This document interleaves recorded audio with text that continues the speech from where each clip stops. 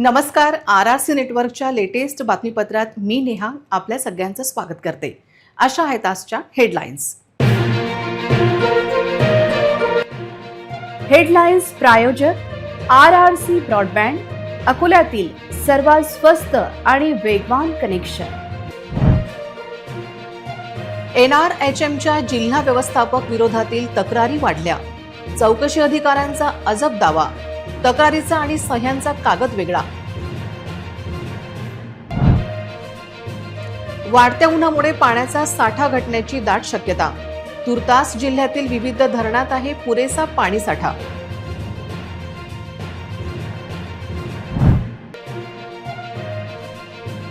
अकोल्यात महापालिकेच्या जमिनींचा मलिदा कोणाला? नगरसेवक सुनील इन्नानींचा खळबळजनक आरोप.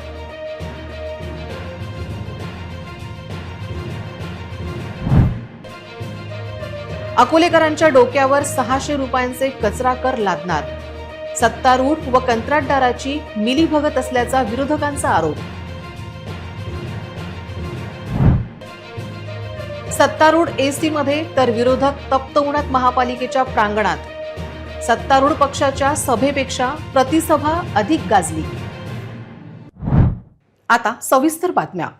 NRHMच्या जिल्हा लेखा व्यवस्थापक दीपक मालखेडे यांच्या विरोधात 8 पानांची तक्रार असताना आणि त्यावर 180 लोकांच्या सह्या असताना त्या सह्या आणि तक्रार वेगवेगळ्या असल्याचा दावा तपास अधिकारी स्वतःच करत असल्याचे चित्र असून या चौकशी समितीची चौकशी राज्य सरकारने करण्याची गरज व्यक्त केली जात आहे.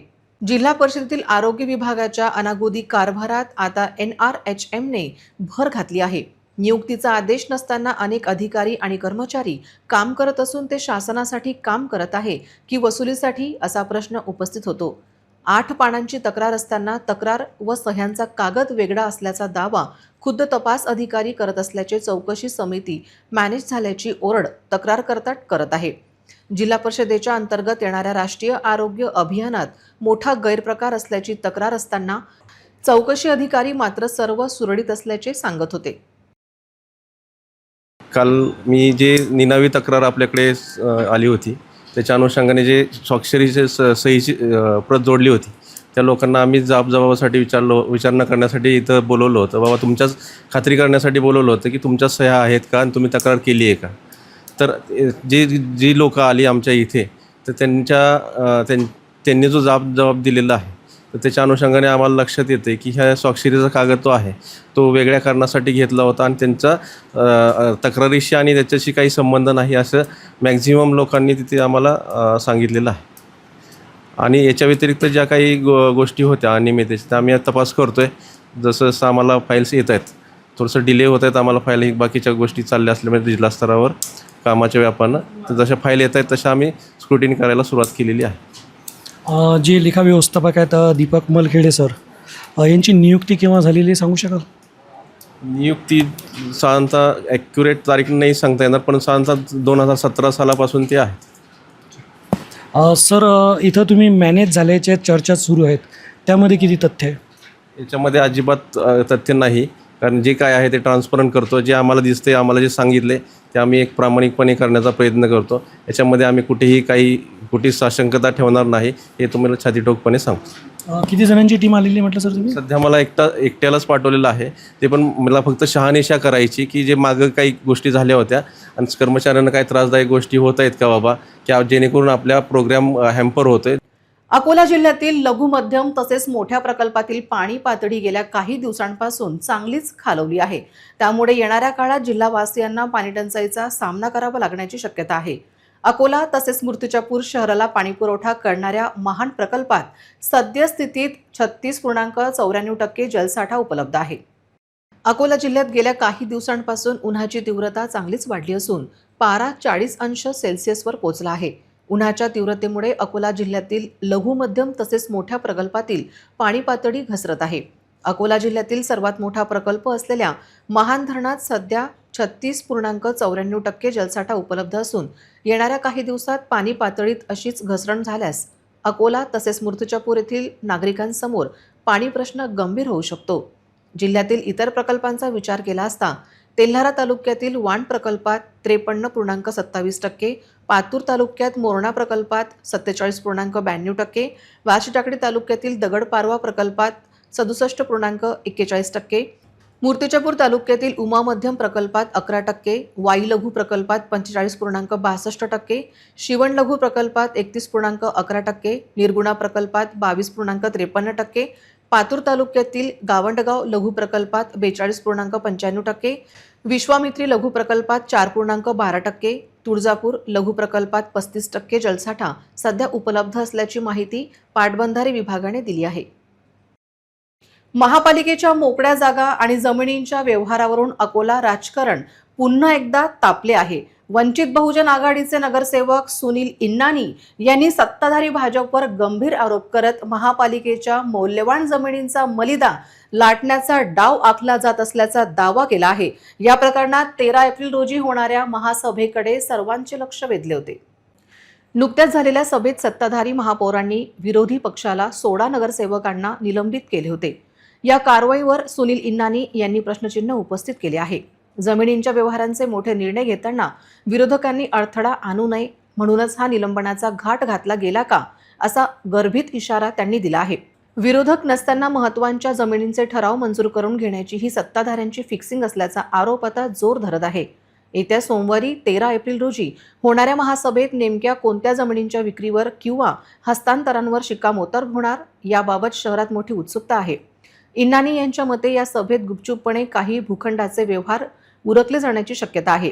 विरोधी पक्षाचे 16 वाघ सभागृहाबाहेर काढून सत्ताधारी कोणाचे हित साधत आहेत अशी विचारणा त्यांनी केली. 16 नगरसेवकांच्या निलंबनानंतर आता 13 एप्रिलची महासभा ऐतिहासिक ठरणार असून सुनील इन्नानी यांनी उपस्थित केलेले प्रश्न अकोला महापालिकेत नवा भूकंप आणण्याची चिन्हे आहेत. एक्चुअल हमको सभागृह में जो मुद्दे आज प्रश्न में थे, प्रश्नावली में वही मुद्दे हमको उठाने के थे, परंतु उन्होंने दुर्भाग्यपूर्ण तरीके से जो निलंबन किया तो हमें वहाँ सभागृह में बोलने का जो मौका नहीं मिला. तो हमने हमारी बात प्रतीकात्मक रूप से बाहर हमने सब विरोधी पक्ष का, हमारे विपक्ष के जितने सदस्य हैं उन्होंने मिलकर हमने यहाँ सभा रखी और सभा रख के हमारे को सम्मानीय पत्रकार बंधुओं के सामने हमारे प्रश्न रखे. हम ये अपेक्षा रखते हैं कि उन्होंने हमको सभागृह में बोलने नहीं भी दिया हो तो पत्रकारों के माध्यम से, आपके मीडिया के माध्यम से, सब इलेक्ट्रॉनिक मीडिया के माध्यम से ये जो गहरी नींद में सोए हुए तो वो नींद में से जागे. हमने ये सारे प्रश्न अकोला शहर के लोगों के हितों के रखे हैं. इन्होंने हमारा निलंबन, अभी हमने निलंबन के खिलाफ माननीय महापौर के पास विषय रखा कि हमारा ये निलंबन जो है तत्काल रद्द किया जाए. तो उन्होंने कहा मैंने आपका निलंबन 15 दिन के लिए किया है, उसमें हम 3 मीटिंगें सल्टा लेंगे. तो ये बात मुझे अच्छी नहीं लगी कि 15 दिन में हम 3 मीटिंग सल्टा लेंगे. तो इसमें पीछे क्या राज है, ऐसी क्या बात है जो छुपानी है. जो विपक्ष के लोगों को सभागृह में खड़े न रहने देते हुए विषय निपटाने के हैं तो बात कुछ गहरी ज़रूर है, बात तो कुछ है. ये तो निलंबन की आवश्यकता क्या है. और भाई हम साफ सुथरे हैं तो निलंबन किस बात का है. हम मुद्दे रखेंगे, आप हमारे मुद्दे सुनो, आपके पास बहुमत है, बहुमत के आधार पर उसको निपटा दो. पर अगर बात नहीं रखने देने की है इसका मतलब क्या है कि दाल में कुछ राज है, इसमें गहरा. 13 तारीख की सभा में हम सब लोग निलंबित हैं. उस निलंबन के मध्य में जो प्रश्न 13 तारीख को इनको लेने हैं, इनको बहुत अच्छे से पता है. उन प्रश्नों का विपक्ष बहुत गहराई से इनको कंडेम करेंगे हम, क्योंकि हमको पता है वो विषय किस लिए ले रहे हैं. क्या विषय, जनता के हितों के प्रश्न उसमें नहीं है. जनता के हितों के प्रश्न के आड़ में ये सब चीज़ें जो करना चाहते हैं, इसमें ज़्यादा से ज़्यादा अकोला शहर के बीओटी तत्वों पर जो ज़मीनें हैं उसका विल्हेवाट लगाने का विषय है. इससे ज़्यादा कुछ नहीं है. अकोला महानगरपालिकेतील सत्ताधारी पक्ष आणि कंत्राटदारांच्या अभद्र युतीने शहराची वाट लावली असून घंटागाडीच्या नावाखाली अकोलेकरांच्या खिशावर दिवसाढवळ्यात दरोडा टाकला जात असल्याचा खळबळजनक आरोप विरोधी पक्षनेते डॉक्टर जिशान हुसेन यांनी केला आहे. त्यांनी महापालिकेची भ्रष्ट कारभाराचे वाभाडे काढले आहेत.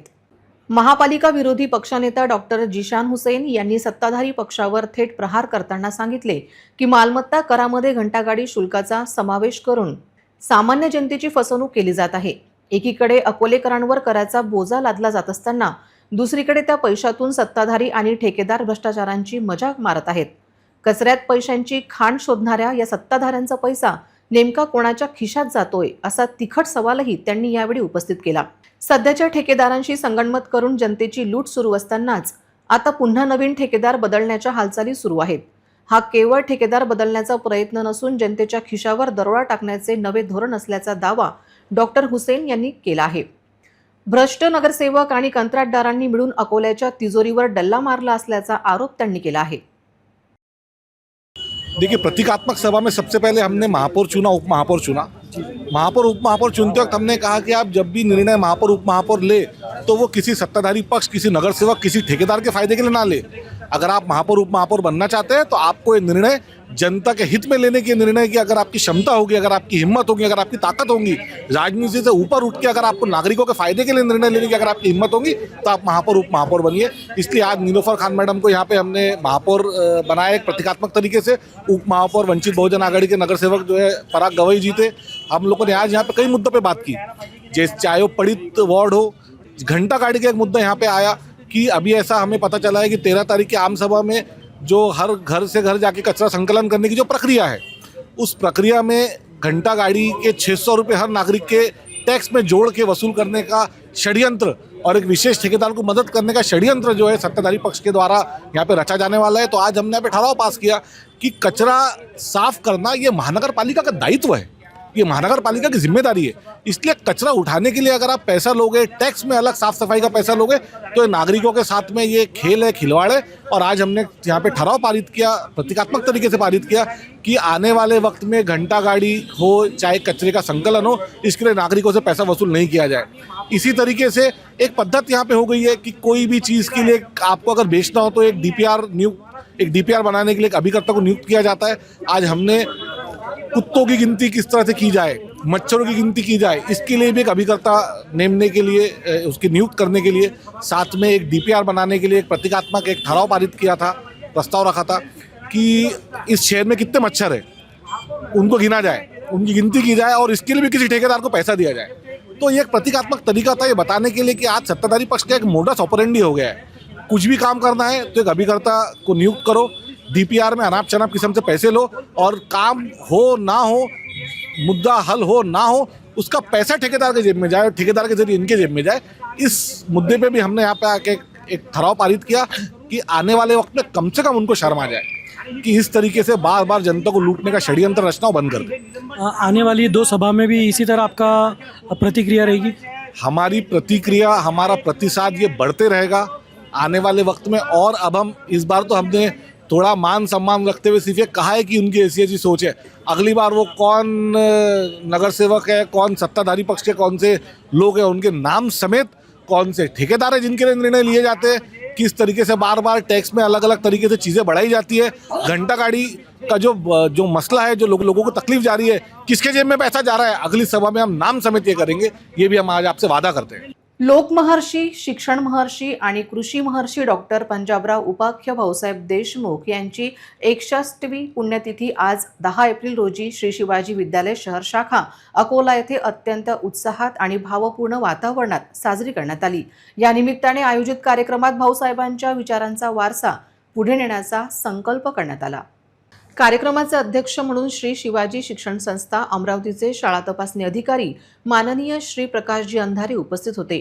प्रमुख पाहुणे म्हणून ज्येष्ठ व्याख्याते प्राध्यापक अभय तायडे, अकोला जिल्हा मध्यवर्ती बँकेच्या नवनिर्वाचित संचालिका अपर्णाताई धोत्रे, लिनेन्स क्लबच्या प्रांताध्यक्षा कल्पनाताई देशमुख आणि शाळेचे मुख्याध्यापक मनोज देशमुख यांची व्यासपीठावर प्रमुख उपस्थिती होती। सुरुवातीला मान्यवरांच्या हस्ते संस्थेच्या ध्वजाचे आरोहण करण्यात आले। त्यानंतर छत्रपती शिवाजी महाराज आणि डॉक्टर पंजाबराव देशमुख यांच्या पुतळ्याचे पूजन करून पुष्पहार अर्पण करण्यात आले। कार्यक्रमाची सुरुवात भाऊसाहेबांना आदरांजली वाहणाऱ्या हे लोक महर्षी युगपथदर्शी या गीताने झाली। मुख्याध्यापक मनोज देशमुख यांनी आपल्या प्रस्ताविकातून भाऊसाहेबांच्या कार्याचा आढावा घेतला।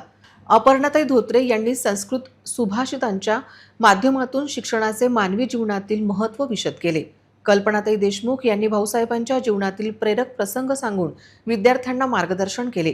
प्राध्यापक अभय तायडे यांनी भाऊसाहेबांचे इतर समाजसुधारकांशी असलेले सखोल्याचे संबंध आणि त्यांचे सामाजिक योगदान यावर प्रकाश टाकला. अध्यक्षणीय भाषणात प्रकाश अंधारे यांनी विद्यार्थ्यांनी भाऊसाहेबांनी दाखवलेल्या शिक्षण मार्गावर चालून प्रगती करण्याचे आवाहन केले. भाऊसाहेबांच्या जीवन चरित्रावरती आधारित घेण्यात आलेल्या सामान्य ज्ञान स्पर्धेचा निकाल याप्रसंगी जाहीर करण्यात आला. मान्यवरांच्या हस्ते विजेत्या विद्यार्थ्यांना पारितोषिके देऊन गौरवण्यात आले. विजेत्या विद्यार्थ्यांमध्ये विशाखा कसबे, श्रावणी आठवले, आराध्या इंगडे, निशा जाधव, अक्षरा इंगडे, सीमा शेजूड यांनी बाजी मारली. अक्षरा इंगडे हिने भाऊसाहेबांविषयी व्यक्त केलेल्या उत्कृष्ट मनोगतासाठी तिला विशेष प्रोत्साहनपर बक्षीस देण्यात आले. या स्पर्धेचा निकाल ज्येष्ठ शिक्षक आदरणीय तायडे सर यांनी घोषित केला. कार्यक्रमाचे बहारदार सूत्रसंचालन शीतल मोरे मॅडम यांनी केले. या कार्यक्रमाला शाळेतील सर्व शिक्षक, शिक्षकेतर कर्मचारी आणि विद्यार्थी मोठ्या संख्येने उपस्थित होते. नाव आहे की तव जन्माने पुलकित झाली मराठाची ही माती, उषा निशा झाली तव गुणगान गाती. शामराव राधाबाई धन्य ते तीर्थरूप, पापडच्या मातीत प्रगटले शिवरायांचे रूप.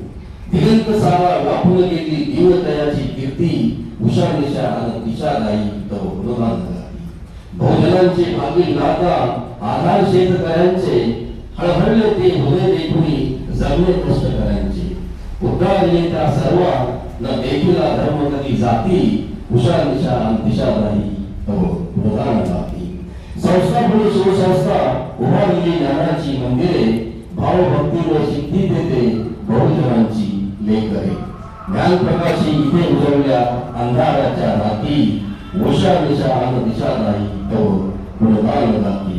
काटेली या वाटे वळणी नव्हते सहजच जाणे, काटे विचुनी तुम्ही गायले सुगंधाचे गाणे. तपस्से तुम्ही मंत्रिपदाचे आले सूत्रे हाती, उषा निशा गाई तव गुणगान गाती. कर्तृत्वाची कीर्ती पताका फडकत असे अंबरी, श्रद्धापूर्वक तुम्हास भजती बहुजन हे अंतरी. त्याग समर्पण पावनी अभिजन, नतमस्तक होती उषा निशा गाई तव गुणगान गाती तव गुणगान गाती. अकोला महानगरपालिकेच्या सर्व शाळांमध्ये सीसीटीव्ही बसवावे जेणेकरून वचक राहील, तसेच आपल्या प्रभागात आरोग्य केंद्र सुरू करावे हा मुद्दा नगरसेवक आशिष पवित्रकार यांनी आजच्या सभेत उचलून धरला. शाळांच्या केवळ भव्य इमारती असून चालणार नाही, तर खासगी शाळांप्रमाणे सरकारी शाळांमध्ये डिजिटल शिक्षण, अद्ययावत प्रयोगशाळा आणि ई लर्निंग सुविधा असणे काळाची गरज आहे. स्पर्धेत टिकण्यासाठी तंत्रज्ञानाचा वापर अनिवार्य आहे, असे मत भाजप नगरसेवक ॲडव्होकेट गिरीश गोखले यांनी व्यक्त केले. सन 2026 ते 27 या आर्थिक वर्षासाठी विविध नियोजनांतर्गत निधीचे नियोजन करण्यावर चर्चा करण्यात आली. यामध्ये नगरोत्थान महाअभियान 50 कोटी, दलितेतर वस्ती सुधार 50 कोटी, लोकशाहीवर अण्णाभाऊ साठे नागरी वस्ती सुधार योजना 30 कोटी आणि विशेष निधी अंदाजे 50 कोटी अशा एकूण मोठ्या निधीच्या नियोजनावर निर्णय घेण्यात आला. तसेच शहराला वॉटर प्लस नामांकन मिळवण्यासाठी सार्वजनिक शौचालयांची दुरुस्ती आणि नवीन बांधकामांसाठी सल्लागार संस्थेची नियुक्ती करण्यास मान्यता देण्यात आली. माझं हे म्हणणं आहे की माझ्या प्रभागामध्ये 22 नंबर शाळा आहे आणि तिथे 22 नंबर शाळेमध्ये आरोग्य केंद्राचं जे आहे ते त्या शाळेचीच रूम वापरतात. तिथं स्पेशल एक आरोग्य त्या एरियासाठी खूप वर्ष झाले तिथंच आरोग्य केंद्र सुरू आहे. तर तिथे एक स्पेशल आरोग्य केंद्रासाठी जागा पण आहे. तिथे एक आरोग्य केंद्र बांधण्यात यावं 22 नंबर शाळेमध्ये. आणि एक माझं पारतवार साहेबांनाही म्हणणं आहे की आम्ही मागे पण आरोग्य केंद्र एक ते तोष्णीवाल लेआउट प्रभात किटच्या समोर पाहायला गेलो होतो, पण ते आणखीन आयुक्त साहेब सुरू नाही झालं. आयुक्त साहेब म्हणत की आपण सांगितलेलं आहे पण ते आणखीन सुरू नाही झालं. ते आरोग्य केंद्र जेवढी आहेत अकोला शहरामध्ये ते लवकर सुरू करण्यात यावी.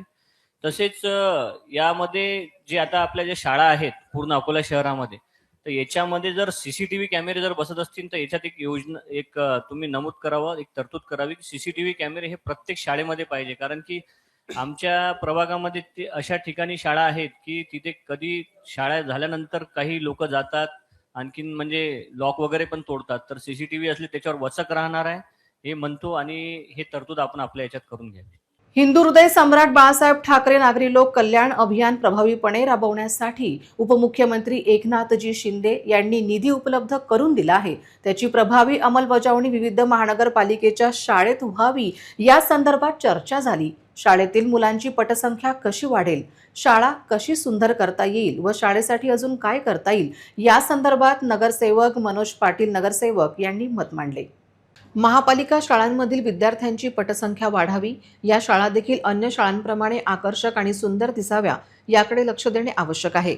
महापालिका शाळांमधील विद्यार्थी गुणवत्तेत कुठेही कमी राहणार नाही याकडे लक्ष देणे आवश्यक आहे, असे देखील मनोज पाटील म्हणाले. सभागृहाचे लक्ष त्यांनी महत्त्वाच्या विषयाकडे वेधून घेतले. हिंदू हृदय सम्राट बाळासाहेब ठाकरे नागरी लोक कल्याण अभियान प्रभावीपणे राबवण्यासाठी उपमुख्यमंत्री एकनाथजी शिंदे यांनी निधी उपलब्ध करून दिला आहे. त्याची प्रभावी अंमलबजावणी विविध महानगरपालिकेच्या शाळेत व्हावी या संदर्भात चर्चा झाली. शाळेतील मुलांची पटसंख्या कशी वाढेल, शाळा कशी सुंदर करता येईल व शाळेसाठी अजून काय करता येईल या संदर्भात नगरसेवक मनोज पाटील यांनी मत मांडले. मॅम, आपण एक समिती गठली पाहिजे, एक समिती गठीत केली पाहिजे आणि ते समिती एक मिनिट काकाळ साहेब, समिती गठीत करून ते समिती 8 दिवस संपूर्ण अकोल्याचा त्यांना सर्वे केला पाहिजे.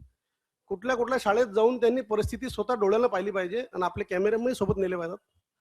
म्हणजे जेणेकरून काय आहे, महानगरपालिका किती ग्राउंड लेवलवर काम करत आहे या विषयासाठी हे पूर्ण अकोल्याच्या नागरिकांपर्यंत पोहोचेल आणि खरी परिस्थिती आपल्या समोर येईल आणि त्याचं थोडंफार का होईना आपल्या विकास सुधार आघाडीलाही त्याचा एक चांगला मेसेज लोकांपर्यंत जाईल.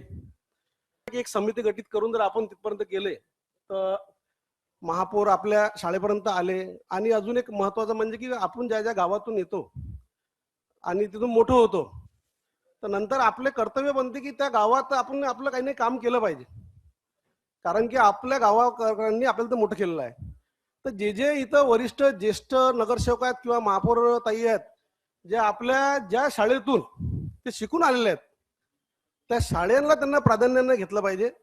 म्हणजे जेणेकरून तिथचे जे आपले सोबती आहेत त्यांना एक अभिमान वाटेल की आमचा मित्र आमची मैत्रीणबा या शाळेत शिकली होती आणि त्यांनी या त्या शाळेला त्यांना चांगल्यात चांगलं रूप दिलं, स्वरूप दिलं आणि अकोल्यासमोर आणलं. आज त्यांनी या शाळेसोबत न्याय केला हे त्या तिथं आपण करू शकतो.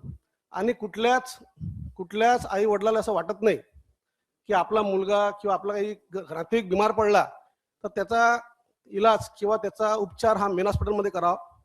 परिस्थिती असते, परिस्थितीनुसार आपल्याला तिथे जाऊन तो उपचार घ्यावा लागतो. तसंच महानगरपालिकेत शाळेचं झालेलं आहे. अशी परिस्थिती झालेली आहे की कोणत्याच पालकाला असं वाटत नाही की आपला मुलगा महानगरपालिकेला हात टेकल्यामुळे आपल्या मुलाला आपल्याला तिथं शिकवा लागत आहे.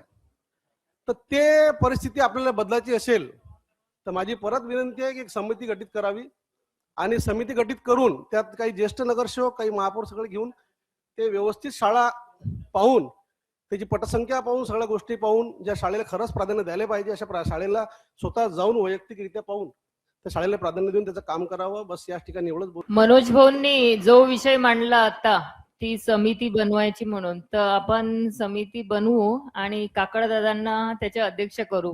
अकोला येथील आरडीजी पब्लिक स्कूलने मुलांची स्वप्ने आणि त्यांच्या व्यावसायिक कल्पना प्रत्यक्षात उतरवण्याची शार्प पूल नावाचे एक व्यासपीठ उपलब्ध करून दिले आहे. जी मुले स्वप्न पाहतात आणि ती सत्यात उतरवण्यासाठी आपले सर्वस्व पणाला लावतात त्यांना आपली स्वप्ने साकार करण्याचा हक्क आहे आणि शार्प पूल त्यांची स्वप्ने प्रत्यक्षात उतरवते. आगळा वेगळा अनुभव विद्यार्थी घेत आहेत. शार्प पूल स्पर्धेत एकूण 4 फेऱ्या आहेत. पहिल्या फेरीत 143 विद्यार्थ्यांची नोंदणी झाली. दुसऱ्या फेरीत 40 विद्यार्थ्यांची तिसऱ्या फेरीसाठी निवड झाली आहे. तिसरी फेरी 6 ते 9 एप्रिल दरम्यान पार पडली. या स्पर्धेत केवळ अकोलाच नव्हे तर काश्मीर, बरेली, नाशिक, पिलीभीत येथील विद्यार्थ्यांनीही उत्साह दाखवला. यामध्ये मुलांच्या व्यावसायिक कल्पनांचे सादरीकरण इतके उत्कृष्ट होते की परीक्षक आणि प्रेक्षक थक्क झाले. नाशिकमधील विद्यार्थ्यांचा एक गट त्यांनी स्वतः तयार केलेली दुचाकी घेऊन अकोला येथे दाखल झाला. विद्यार्थ्यांनी बनवलेली दुचाकी दुसऱ्या मजल्यावर नेऊन सर्वांना चकित केले. त्यांच्या प्रभावी सादरीकरणामुळे परीक्षकांना निर्णय घेणे अवघड झाले. या व्यतिरिक्त मुलांनी all in one geometric pen, सॅथॉन टाइम, फुटेक innovation, the spear, Sensotech queen speed, hybrid two wheelers आणि AI एजन्सी यांसारखी उत्कृष्ट सादरीकरणे केली. औद्योगिक क्षेत्रात यश मिळवलेल्या व्यावसायिकांना शार्क पूल स्पर्धेच्या तिसऱ्या फेरीसाठी परीक्षक म्हणून आमंत्रित केले होते. त्यांनी सहभागींच्या कल्पनांचे मूल्यांकन केले आणि त्यांना मार्गदर्शनही केले.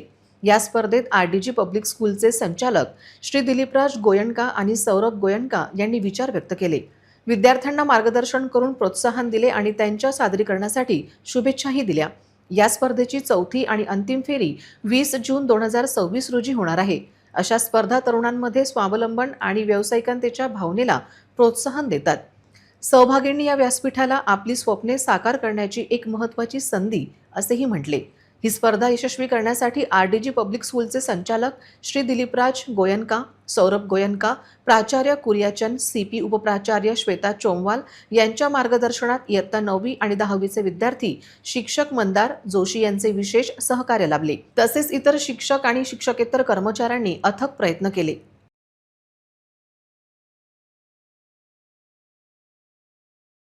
Yes. Sir, basically I am Jain, he is my brother, he is also Jain. So Vardhaman is the name of our god, Vardhaman Mahavir. So we have named the product after him.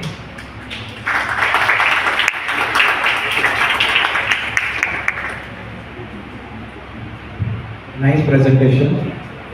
And again I would like to ask you, what do you feel is the USP of your product? And do you have a working model? महानगरपालिकेच्या इतिहासात आज लोकशाहीचा एक अजब आणि अभूतपूर्व संघर्ष पाहायला मिळाला. एकीकडे सत्ताधारी नगरसेवक महानगरपालिकेच्या सभागृहात ACच्या थंड हवेत सभा घेत असताना दुसरीकडे निलंबित 16 नगरसेवकांसह संपूर्ण विरोधकांनी महानगरपालिकेच्या आवारात चक्क टेंट ठोकून प्रतिसभा भरवली. 40°C कडाक्याच्या उन्हात पार पडलेली ही टेंट महासभा आज संपूर्ण शहरात चर्चेचा विषय ठरली आहे. न अधिकारी न कर्मचारी, तरीही गाजली प्रतिसभा. अकोला महानगरपालिकेच्या प्रांगणात पहिल्यांदाच अशा प्रकारची सभा पार पडली. या सभेचे वैशिष्ट्य म्हणजे येथे एकही शासकीय अधिकारी किंवा कर्मचारी उपस्थित नव्हता. असे असूनही निलंबित 16 नगरसेवकांसह काँग्रेस, वंचित बहुजन आघाडी आणि उद्धव सेनेच्या नगरसेवकांनी या ठिकाणी लोकहिताचे अनेक मुद्दे अत्यंत आक्रमकपणे मांडले. गेल्या सभेत झालेल्या राड्यानंतर करण्यात आलेले निलंबन नियमबाह्य असल्याचा आरोप करत या नगरसेवकांनी काड्या फिती लावून सत्ताधाऱ्यांचा निषेध केला आहे. हुकुमशाही कोई नहीं, उस दिन उनको सुनना चाहिए था. हुकुमशाही आप गलत बोल रहे. हुकुमशाही नहीं की आप लोगों ने उस दिन सुनना चाहिए था. आपने उस दिन सुना नहीं, इसलिए बाहर गए हो. तुमचं उत्तर एकच आहे. मॅडम सभागृह सुरू करा. हे काही मालक नाही आहेत माझे. तुमचं उत्तर चालू होणार नाही. सभागृह सुरू करा. चला. बिलकुल सभागृह सुरू करा. तुम्हाला अपेक्षित काय आहे सांगा. तुम्हाला अपेक्षित काय सांगा. सभागृह सुरू करा. वो अंदर नहीं आएंगे. सभागृह सुरू करा. नगर सचिव यांना विनंती करते की त्यांनी आपलं कामकाज सुरू करावं. सभागृह सुरू करा. दादागिरी नहीं, उनको सस्पेंड किया हुआ है, वो सभागृह में नहीं विषय आएंगे. क्रमांक 1 सर्वसाधारण सभा सभागृहात येणार नाहीत. 2/16/2026 वेळ दुपारी 12 वाजता. करा. सर्वसाधारण सभा 3 दिनांक 9/3/2006. आजच्या या सत्ता संघर्षात एक मोठी घडामोडी पाहायला मिळाली. सत्ताधारी पक्षाची सभा सभागृहात सुरू असताना बहुतांश पत्रकारांनी याकडे पाठ फिरवत विरोधकांच्या प्रतिसभेला प्राधान्य दिले.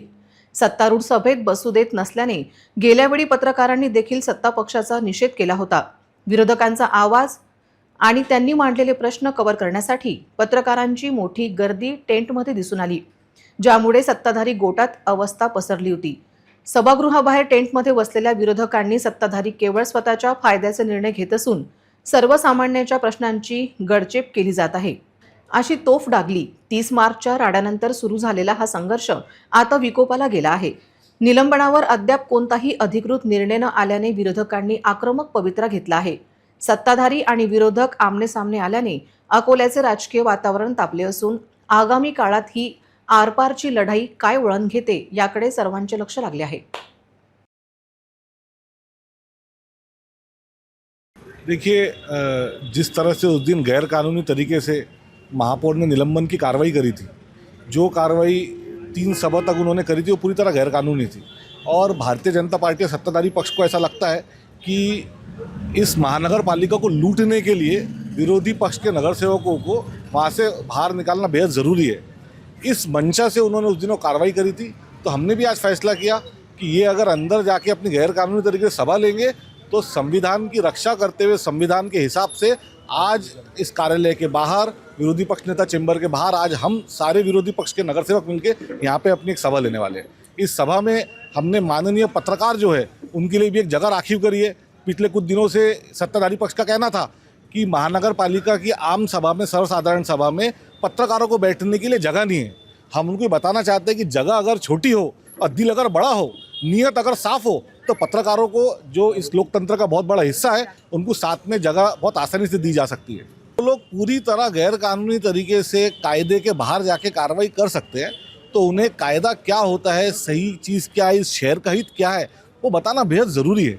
आज हमने एक प्रतीकात्मक सभा का आयोजन यहाँ पे किया है। हमारे साथ में वंचित बहुजन आघाड़ी के सभी नगर सेवक हैं, हमारे साथ में शिवसेना उबाटा के नगर सेवक, उनके गट नेता माननीय श्री विजय जी हमारे साथ में खड़े हैं।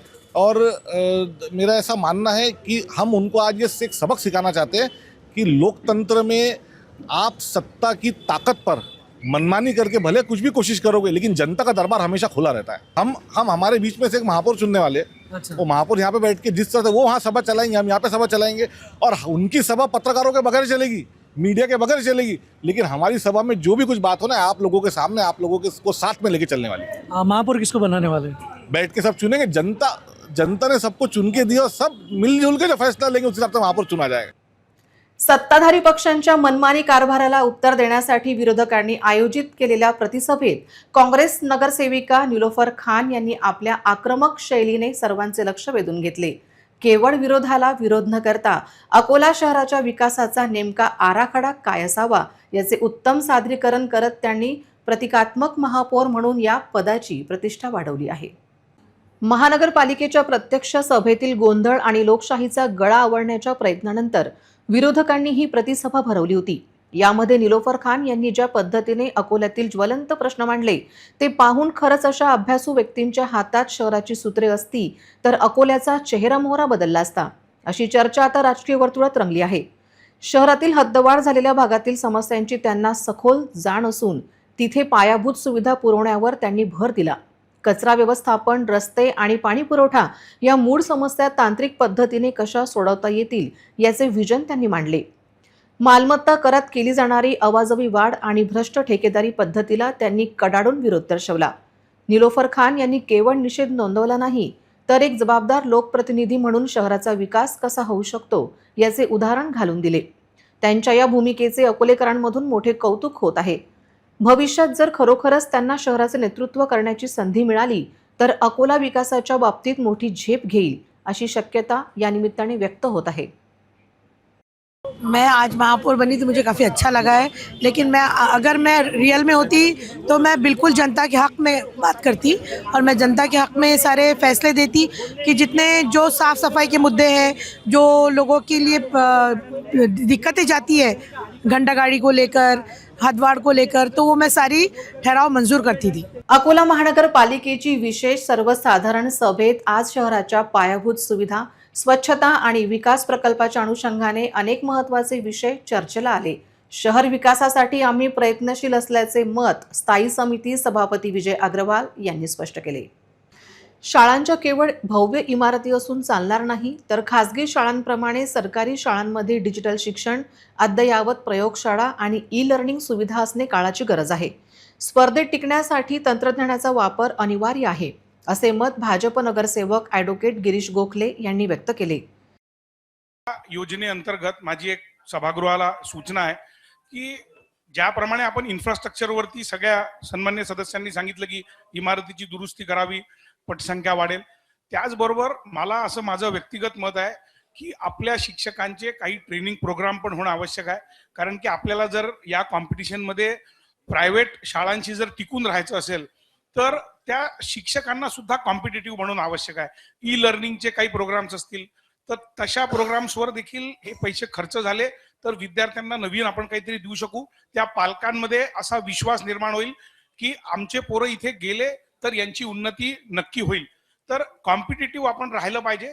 अशा प्रकारे हा निधी खर्च करावा अशी आपल्या मार्फत माझी या सभागृहाला विनंती आहे. सन 2026 ते 27 या आर्थिक वर्षासाठी विविध नियोजनांतर्गत निधीचे नियोजन करण्यावर चर्चा करण्यात आली. यामध्ये नगरोत्थान महाअभियान 50 कोटी, दलितेतर वस्ती सुधार 50 कोटी, लोकशाहीवर अण्णाभाऊ साठे नागरी वस्ती सुधार योजना 30 कोटी आणि विशेष निधी अंदाजे 50 कोटी अशा एकूण मोठ्या निधीच्या नियोजनावर निर्णय घेण्यात आला. तसेच शहराला वॉटर प्लस नामांकन मिळवण्यासाठी सार्वजनिक शौचालयांची दुरुस्ती आणि नवीन बांधकामांसाठी सल्लागार संस्थेची नियुक्ती करण्यास मान्यता देण्यात आली. नहीं, आज सभागृह में 5 विषय थे, पांचों विषय मंजूर हो गए हैं.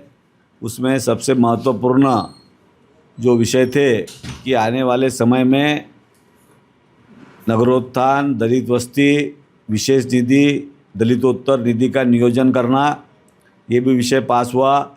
महाराष्ट्र शासन को अकोला भारत स्वच्छ अभियान के माध्यम से शौचालयों का DPR बनाने के लिए तैयार कर उसमें नियुक्त करना और अकोला शहर की जो जगह है, कुछ जगह अकोला महापालिका की है, कुछ जगह सरकार की है, कुछ जगह सरकार से मांगनी है, कुछ जगह कोर्ट में चालू है. ये सब जगहों का निराकरण करने के लिए, डेवलपमेंट करने के लिए, उनकी निविदा निकालने के लिए अपने को नियुक्त करने के लिए जो प्रस्ताव था वो भी पास हुआ है और सारे विषय पास हुए हैं. विरोधी पक्ष का वो अधिकार है, वो प्रति कुछ भी कर सकते हैं, पर वो उनका सपना है, वो अस्तित्व में आना बहुत मुश्किल है, वो आएगा भी नहीं. और जो उन्होंने किया उसके लिए उनको शुभेच्छा है. शिक्षण महर्षी डॉक्टर पंजाबराव उपाख्य भाऊसाहेब देशमुख यांच्या पुण्यतिथीनिमित्त पंचवटी चौकातील त्यांच्या पुतळ्याला हार अर्पण करून आयोजित कार्यक्रम श्री शिवाजी शिक्षण संस्थेच्या वतीने भाऊसाहेबांना अभिवादन करण्यात आले. याप्रसंगी मान्यवर उपस्थित होते.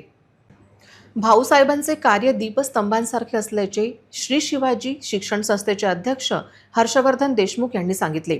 तसेच भाऊसाहेबांचे शिक्षण, कृषी, राजकीय, सामाजिक व इतर अनेक क्षेत्रात मोलाचे योगदान असल्याचे आमदार सुलभा खोडके यांनी सांगितले. अमरावती येथील श्री शिवाजी शिक्षण संस्थेत 61वी पुण्यतिथी 10 एप्रिल रोजी सकाळी 9:30 वाजता अत्यंत श्रद्धेने साजरी करण्यात आली. समारंभाचे अध्यक्ष म्हणून श्री शिवाजी शिक्षण संस्थेचे अध्यक्ष हर्षवर्धन देशमुख होते. खासदार डॉक्टर अनिल बोंडे, खासदार बळवंत वानखडे, आमदार संजय खोडके, आमदार सुलभाताई खोडके तसेच महापौर श्रीचंद तेजवाणी हे मान्यवर उपस्थित होते. उपस्थित मान्यवरांनी मनोगतातून भाऊसाहेबांच्या कार्याची आठवण करून देत त्यांच्या विचारांचा वारसा जपण्याचे आवाहन केले. संस्थेचे उपाध्यक्ष ॲडव्होकेट गजानन पुंडकर, उपाध्यक्ष ॲडव्होकेट जयवंत पाटील, उपाध्यक्ष केशवराव मेतकर, कोषाध्यक्ष दिलीप इंगोले, सदस्य हेमंत काळमेक, प्राचार्य केशवराव गावंडे, सुरेश खोटरे, सुभाष बनसोड, सचिव प्राचार्य डॉक्टर विजय ठाकरे, स्वीकृत सदस्य डॉक्टर अंबादास कुलट, विजय ठोकड तसेच डॉक्टर अमोल महल्ले यांची उपस्थिती होती.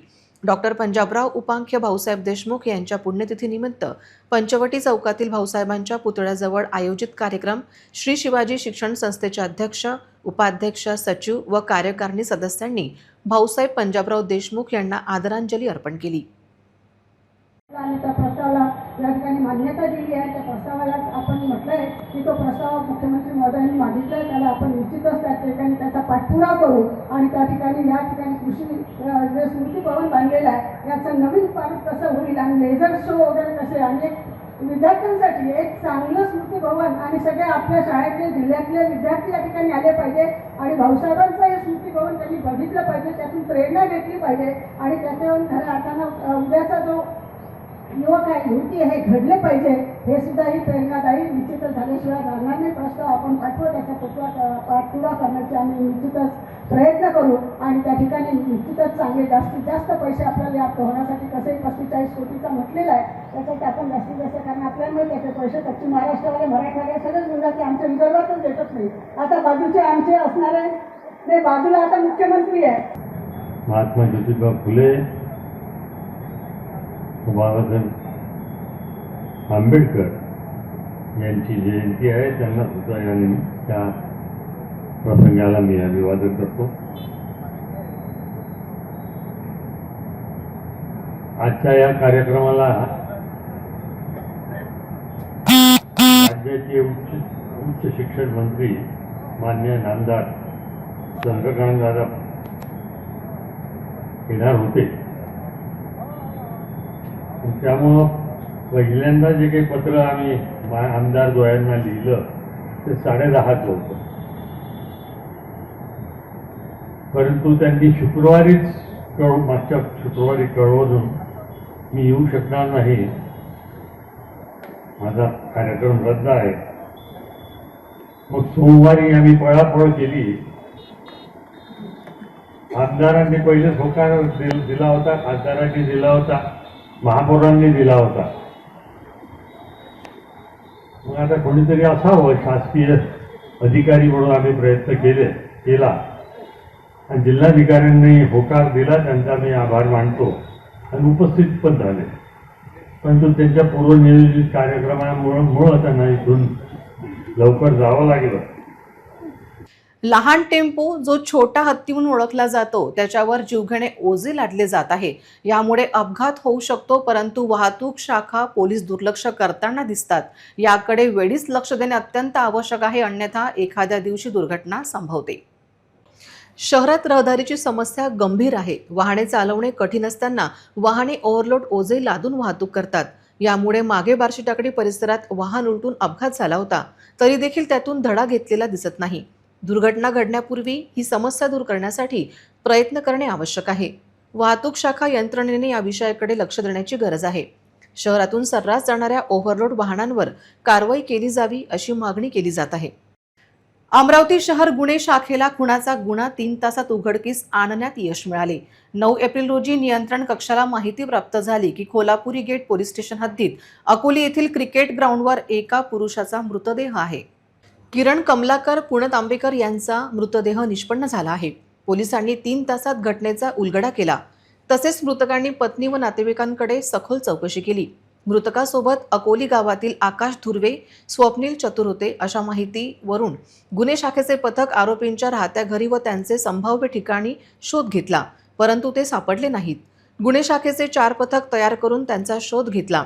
आरोपी बडनेरा रेल्वे स्टेशन येथून रेल्वेने पसार होण्याच्या तयारीत असताना त्यांना ताब्यात घेण्यात आले. ताब्यात घेतलेल्या आरोपीचे नाव आकाश अनंतराव धुवे, वय 24 वर्ष, राहणार ग्राम चांदोरी, तालुका भातकुली, हल्ली मुक्काम ग्राम अकोली, ठाकरे यांच्या घरी भाड्याने. स्वप्नील साहेबराव चतुर, वय 21 वर्ष, राहणार ग्राम अकोली. प्राथमिक तपास केला असता आरोपींनी सांगितले की मृतक व आरोपी एकमेकांना बऱ्याच दिवसांपासून ओळखतात. आज दारू पिण्याच्या कारणावरून त्यांच्यात वादविवाद झाल्याने आरोपींनी मृतकास अकोली येथील क्रिकेट ग्राउंडवर मारहाण केली. त्यात त्याचा मृत्यू झाला. आरोपींनी गुन्हा केल्याचे कबूल केले असून सदर घटनेबाबत पोलीस स्टेशन कोल्हापुरी गेट येथे गुन्हा नोंद करण्याची कायदेशीर प्रक्रिया सुरू आहे. वरिष्ठांच्या मार्गदर्शनात गुन्हे शाखेच्या पथकाने कारवाई केली. अकोला महानगरपालिकेच्या इतिहासात शुक्रवारी एक अभूतपूर्व प्रसंग पाहायला मिळाला. सत्ताधारी भाजपने 16 विरोधी नगरसेवकांना निलंबित केल्यानंतर संतापलेल्या विरोधकांनी महापालिकेच्या आवारात चक्क प्रतिसभा भरवून सत्ताधाऱ्यांना जोरदार आव्हान दिले. एकीकडे सत्ताधारी नगरसेवक वातानुकूलित सभागृहात बसून सभा उरकत होते, तर दुसरीकडे विरोधकांनी 40 अंश सेल्सिअसच्या कडाक्याच्या उन्हात टेंट टाकून आपली महासभा पार पाडली. विरोधकांच्या या प्रतिसभेला महापालिकेचा एकही अधिकारी किंवा कर्मचारी उपस्थित नव्हता. मात्र तरीही लोकशाहीच्या या अनोख्या लढाईत काँग्रेस, वंचित बहुजन आघाडी आणि उद्धव बाळासाहेब ठाकरे गटाचे सर्व नगरसेवक मोठ्या ताकदीने सहभागी झाले. निलंबित 16 नगरसेवकांनी हाताला काड्या फिती लावून सत्ताधाऱ्यांच्या हुकुमशाही प्रवृत्तीचा निषेध केला. या संपूर्ण संघर्षात एक विशेष चित्र पाहायला मिळाले. सत्ताधाऱ्यांच्या अधिकृत सभेपेक्षा पत्रकारांनी विरोधकांच्या प्रतिसभेला अधिक महत्त्व दिले. अनेक पत्रकारांनी सत्ताधारी पक्षांच्या सभेऐवजी बाहेर उन्हात सुरू असलेल्या विरोधकांच्या सभेलाच कव्हर केले. ज्यामुळे सत्ताधारी गोटात अस्वस्थता पसरली होती. भर उन्हात सुरू असलेल्या या चर्चेत नगरसेवकांनी शहराच्या समस्यांवर आक्रमकपणे मते मांडली. जनतेचा पैसा लुटणाऱ्या सत्ताधाऱ्यांचा निषेध असो अशा घोषणांनी महापालिका परिसर दणाणून गेला होता. लोकहिताचे मुद्दे दाबले जात असल्याचा आरोप करत विरोधकांनी सत्ताधाऱ्यांच्या गडचेपी धोरणाचा पर्दाफाश केला. 9 तारीख की सभा में उन्होंने अनधिकृत रूप से हमारे 16 नगर सेवकों विपक्ष के 16 नगर सेवकों को उन्होंने जो गैर संवैधानिक तरीके से निलंबित किया, उसका हमने आज विरोध दर्शाने के लिए सभा शुरू होते से ही हमने उन्हें कहा कि ये आपने गैर कानूनी तरीके से इनको निलंबित किया है, इनका निलंबन वापस ले। तो हमारी बात माननीय महापौर तक हम रख रहे थे, उसी में भाजपा के एक वरिष्ठ सभासद ने बीच में बोलना शुरू किया, जो कि कायदेशीर एकदम रॉन्ग है, उनका कोई अधिकार ही नहीं है। जैसे हम सामान्य नगर सेवक है वैसे ही वो नगर सेवक है। हम हमारी बात सिर्फ महापौर तक रखेंगे। अगली बार भी हमने उनको स्पष्ट चेताया है कि हमारी बात विपक्ष अपनी बात रखेगा तो कोई सदस्य उसमें बीच में टोका टोकी नहीं करेगा और हम इसका निषेध करते हैं। दादागिरी नहीं चलेगी। डेव्हलपमेंटमध्ये जे काही निधी हा जिल्हा नियोजन समितीकडून आम्हाला मिळणार आहे त्याचं नियोजन करण्यासंदर्भात अधिकार माननीय महापौर आणि माननीय आयुक्तांना देण्यात आलेले आहेत.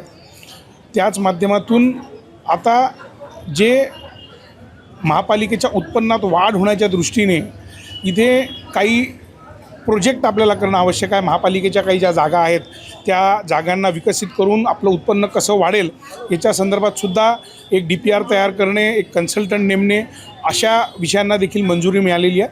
तर एकंदरीत सगळा विचार केला तर विकासात्मक दृष्टिकोन हा शहर सुधार समिती पुढे ठेवत आज दोन्ही विषय सभेने मंजूर केले. येणाऱ्या काळात अकोल्याला निश्चितच याचा उपयोग होईल. मुद्दे म्हणजे चर्चा या सगळ्या विषयांच्या सूचना असतात. जेव्हा आपण एजन्सी नेमतो तर त्या एजन्सी नेमण्यामध्ये कुठल्या प्रकारची काळजी घेतली पाहिजे, एजन्सीचे कर्तव्य काय आहेत, एजन्सीनी कशा प्रकारे आपला प्लॅटफॉर्म दिला पाहिजे, नगरसेवकांसोबत कोऑर्डिनेशन ठेवलं पाहिजे आणि जे काही आता निधी आपल्याला मिळतो आहे तर त्याचा विनियोग नीट प्रकारे झाला पाहिजे. अशा प्रकारची चर्चा झाली, सकारात्मक चर्चा होती आणि त्यालासुद्धा त्या सूचनांना माननीय महापौरांनी दखल घेतली आहे. त्याची विरोधकांनी ही जी भूमिका घेतली आहे आडमुठेपणाची ही अतिशय चुकीची आहे. प्रत्येक वेळेस सभागृहात येऊन जो गोंधळ ते घालतात, चर्चा करायला तयार नसतात, वाद करतात, अरेरावीची त्यांची भाषा असते, तर हे त्यांनी टाळलं पाहिजे. इथे जर चर्चा केली तर त्याच्यातून मार्ग निघाला असता. त्यांनी या मधल्या काळांमध्ये महापौरांशी येऊन भेटणं आवश्यक होतं. आपले शहर सुधार समितीचे नेते आहेत सन्माननीय विजयजी अग्रवाल, त्यांच्याशी देखील त्यांची चर्चा या बाबतीत व्हायला पाहिजे होती, पण ते सुद्धा आडमुठे भूमिकावरती ठाम आहे आणि शहर सुधार समिती त्यांची भूमिका कधीही स्वीकारणार नाही. कारण की महापालिकेत सगळे विषय चर्चा होऊन मंजुरीस नेणं आवश्यक आहे. असे जर ती भूमिका घेतील तर शहर सुधार समिती भारतीय जनता पार्टी याला नेहमी विरोध करेल आणि हे त्यांचं खपवून घेतलं जाणार नाही. पुन्हा एक नजर टाकूया आजच्या प्रमुख घडामोडींवर. हेडलाईन्स प्रायोजक RRC ब्रॉडबँड, अकोल्यातील सर्वात स्वस्त आणि वेगवान कनेक्शन. NRHMच्या जिल्हा व्यवस्थापक विरोधातील तक्रारी वाढल्या. चौकशी अधिकाऱ्यांचा अजब दावा, तक्रारीचा आणि सह्यांचा कागद वेगळा. वाढत्या उन्हामुळे पाण्याचा साठा घटण्याची दाट शक्यता. तुर्तास जिल्ह्यातील विविध धरणात आहे पुरेसा पाणीसाठा.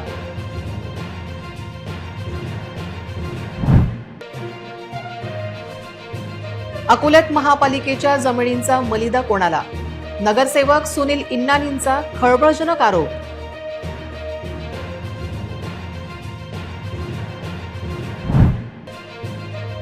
अकोलेकरांच्या डोक्यावर 600 रुपयांचे कचरा कर लादणार. सत्तारूढ व कंत्राटदाराची मिलीभगत असल्याचा विरोधकांचा आरोप.